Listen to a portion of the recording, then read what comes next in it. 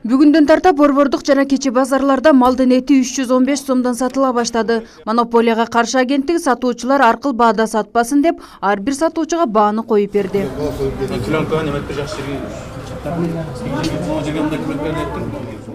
Расходду актабайт эле да. Эми айла жок сатабыз да, бул жактан штрафтап атат го. Айла жок кылат бул жак. Ошол. Негизи канча кетет мисалы? Чыгым көп эле болот, мисалы свет кымбат. Мусорга төлөйбүз мына жерде, аренда төлөйбүз. Ошол өзүбүздүн жеп ичкенибиз бар бул жерде. Бул жердин расходу 12,5 болот айына. Ол жерде свет, ар бир малга эсептебегенде. Эгерде бардык дыйкандар деле баягы жемдер 25 сом болот килограмм.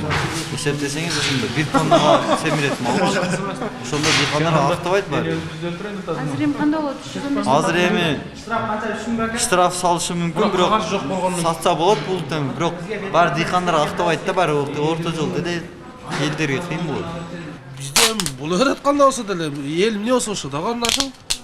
Значит, законго бош итабыз го, болду да. О, эч эмес 5 сом эле пат кылтат, болду ошо эл эмне болсо ошо да. Ошого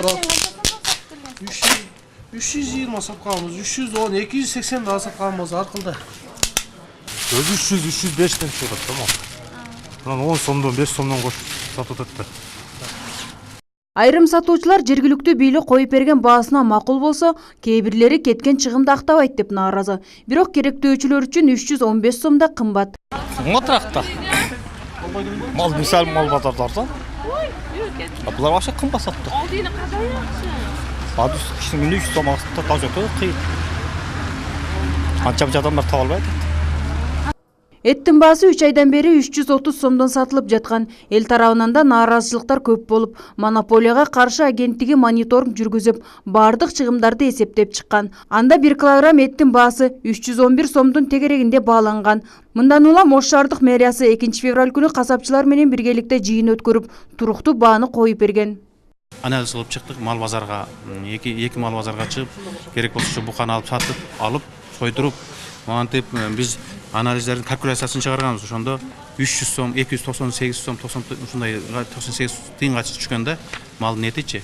Анда малдын этин бир эле малдан албай, биз ошо бир малды сатып алгандан кийин алып келип касаптын бойну сехтеп коет, мал союучу жер, ошол жерге барып сойдургандан кийин ошо 298 сомго түшкөн.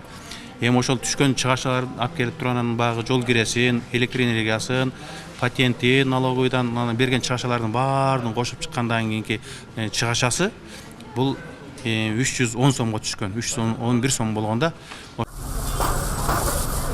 Эми ар бир сатуучу 315 сомдон сатууга тийиш. Эгерде андан кымбат сатылса 3000 сомдон 10000 сомго чейин айыппул салынат.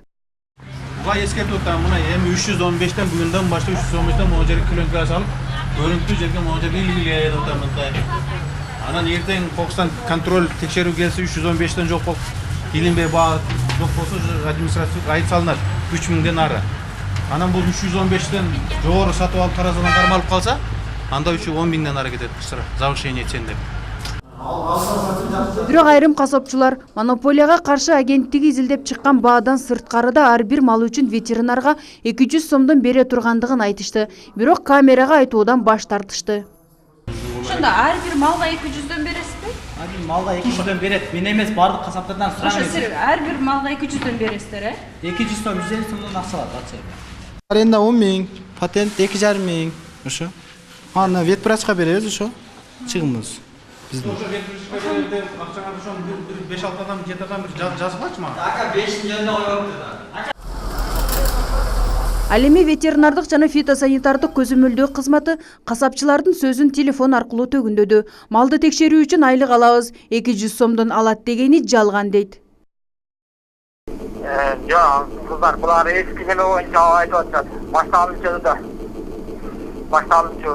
Анан кийин булар эми көпчүлүгү жашкандар. Мындай неме, хөрмөт сыйлап койсо керек.